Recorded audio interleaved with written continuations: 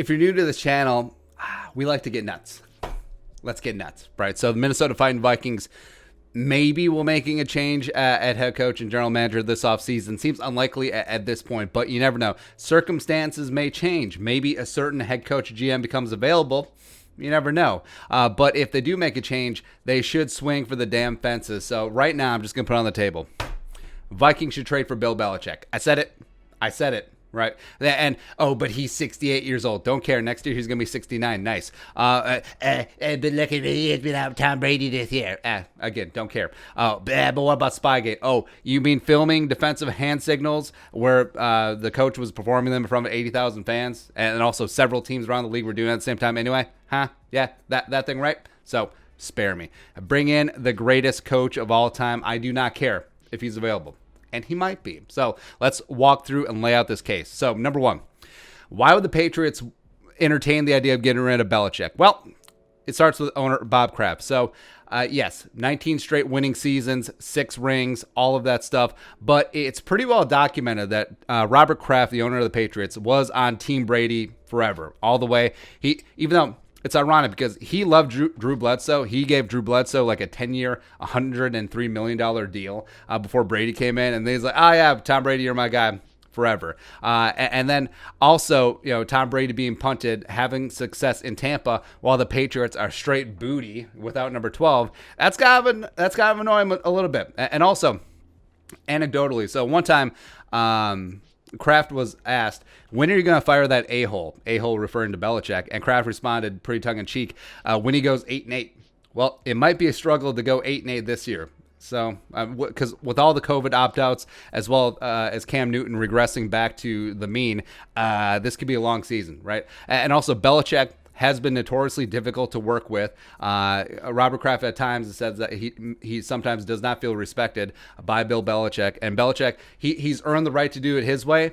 But when things don't work out, if you're not winning, all of a sudden doing things your way and being rough like sandpaper, it doesn't work out. It will grate, especially on billionaires that have a lot of money, a lot of disposable income, and we'll be okay, just parting ways with you. So I think Kraft also, just a little bit of ego. He wants to go out there and try to win something on his own. It's like a macro version of what Belichick and Brady wanted to do. They wanted to prove that they could win without the other, and maybe Robert Kraft wants to prove that, hey, we can bring in a new coach, we can get a new quarterback, and we could win because it's about the organization. It is not about Bill Belichick. So why would Belichick want to do this? Well, Belichick, like I said, he was never friends with Brady. It was a much more professional, transactional relationship. And he might be wearing out his welcome after 20 years in New England. Who knows? And he may want a new challenge. Although he has never been a nomad coach. He certainly hasn't been like his good friend Nick Saban, where it's 4 years to move on, except for Alabama, where he's been stuck, right?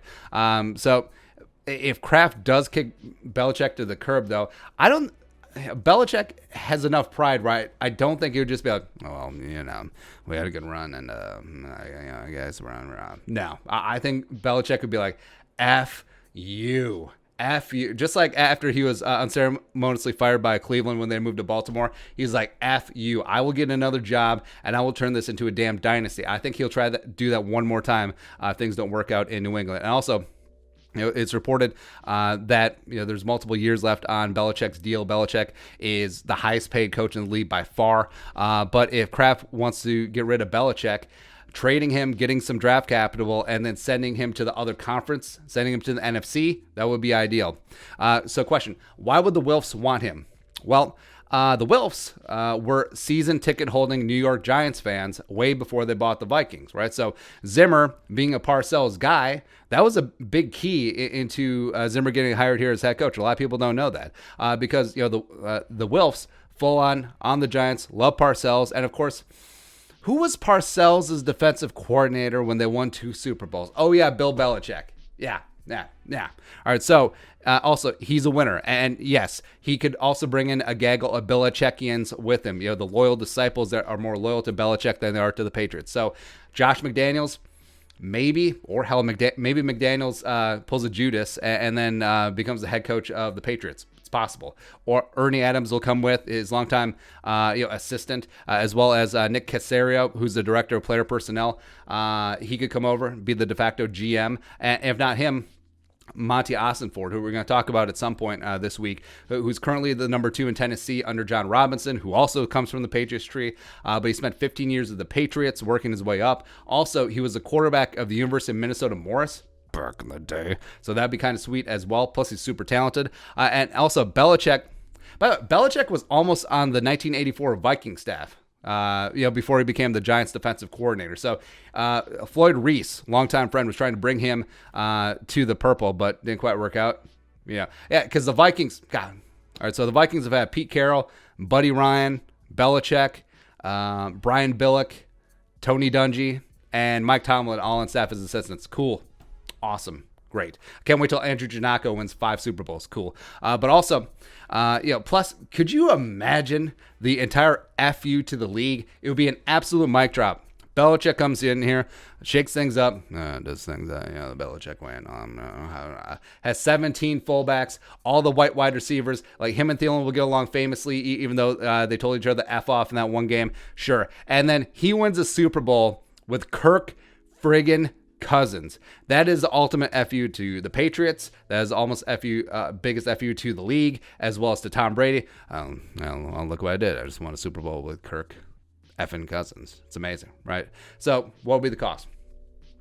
Well, don't give up the first round pick in 2021 because that one could be kind of high. But would you give up a 2022 first round pick for Belichick this offseason?